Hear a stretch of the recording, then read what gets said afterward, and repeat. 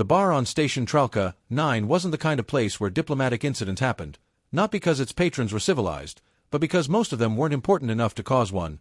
It was a forgotten outpost in the fringe systems, a grimy gravity-neutral dive with sticky floors, flickering lights, and air filters that hadn't worked properly since the war, and that's exactly why the humans liked it. A place where the credits were real, the drinks were strong, and no one cared who you were unless you made it their problem, which is precisely what happened when Commander Uratal of the Keth Dominion decided to slam his spiked elbow into a human's back without provocation.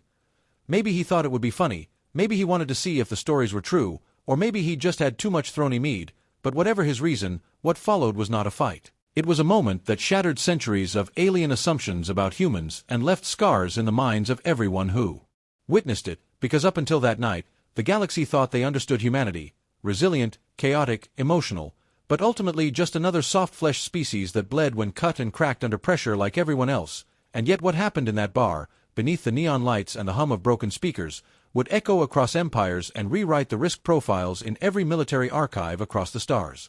The human in question was Corporal Mara Ellis, off-duty and halfway through a bottle of something blue and illegal in 3 systems, wearing a torn jacket with her unit's insignia still faintly visible, her boots scuffed and eyes half-lidded not from drunkenness but from boredom, because bar fights weren't new to her. She'd seen worse in Earth's Antarctic zones when supply lines broke and tempers flared. But when Uratal's elbow jabbed into her spine with a crack, everything went quiet in that sickening, anticipatory way that animals fall silent before a storm, and Uratal laughed, a deep, throaty trill that made his cronies click in agreement, their eyes scanning the bar for any more humans who might step in. But Mara didn't move. Not right away. She just reached forward and calmly placed her glass down, tilted her head once like she was listening to something far away, and then stood up so slowly it made Uratal grin wider because he thought she was intimidated, thought she was calculating an escape, but what no one realized was that Mara wasn't reacting, she was selecting. Her training, years of buried programming and instinct from Earth's brutal ground warfare, kicked in with surgical precision. She didn't scream, didn't yell, didn't posture. She pivoted on her left heel and drove her fist into Uratal's thorax with such force that every multi-shelled plate in his armor buckled inward like foil, the breath exploded from his body in a wet gurgle, and his feet actually left the ground, crashing into a nearby table which shattered beneath the weight of his war-hardened body, and before the other Keth could even draw their weapons, Mara had already closed the distance to the next one. No wasted movement, just speed and pressure, her elbow smashing into the creature's cranial node with a pop that silenced the entire room, including the bartender who'd started reaching for the alarm but froze with his fingers over the panel. 3 more came at her, big ones, ex-military or pirate muscle, armed with bone knives and sharpened tusks, but Mara was past the point of restraint.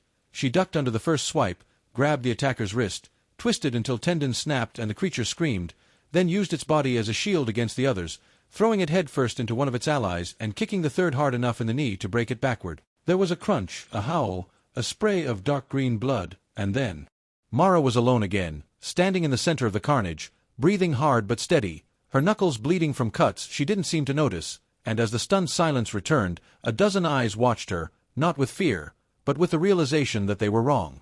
Because the galaxy had seen human soldiers before, had seen them in formation, in warships, under flags, but they hadn't seen this, hadn't seen a lone human react to violence not with panic or escalation, but with calculated, bone-breaking efficiency born of a species forged by predators, honed by centuries of inner conflict, and then tempered by space itself. They hadn't understood what it meant that humans didn't start fights, but they finished them, completely, decisively, and without hesitation, not because they were brutal, but because they were taught that if you leave the enemy standing, they'll come back with worse.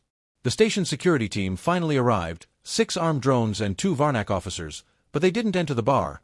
They stood outside, weapons charged, eyes wide as they scanned the feed from the internal cams, unsure if they were supposed to arrest the human or apologize to her, and by the time they decided to go in, Mara was already at the bar again, calmly picking up her glass and wiping blood from her cheek with a napkin, as if she hadn't just redefined close-quarters combat in real time. And when one of the officers dared to ask what happened, she didn't respond with anger or explanation, just a short shrug and the words, "He touched me."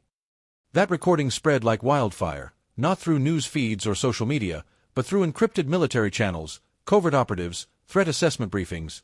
Analysts played it frame by frame, trying to understand how a single unarmed human had incapacitated 5 Keth warriors in under 30 seconds, without fatality but with total dominance, and more importantly, why she hadn't escalated it further. Some thought it was restraint, Others thought it was calculation, but one Terran Marine general, watching the footage on a silent loop, said it best: that wasn't restraint. That was mercy. Alien tacticians revised their doctrines. Generals updated their engagement rules. Treaties were subtly adjusted to include incidents of human origin retaliation beyond threshold limits, and some stations, quietly, unofficially, banned humans from entering their bars not out of prejudice, but out of pragmatic survival, because if even one of them could do that much damage without trying. What happened when they did try?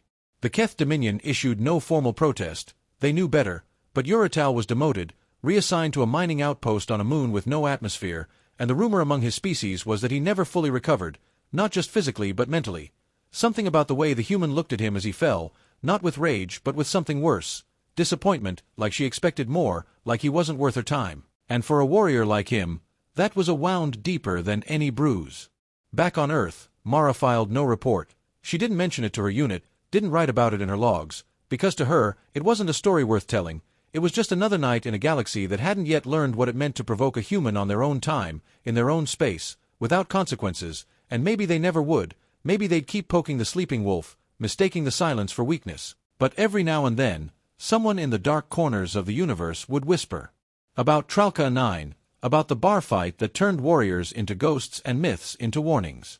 And they'd remember that on that night, one human stood alone, not to prove anything, not to defend anyone, but because someone made the mistake of assuming they were safe just because she was smiling and unarmed, and that was the night they learned. Humans don't need weapons to be dangerous. They are the weapon.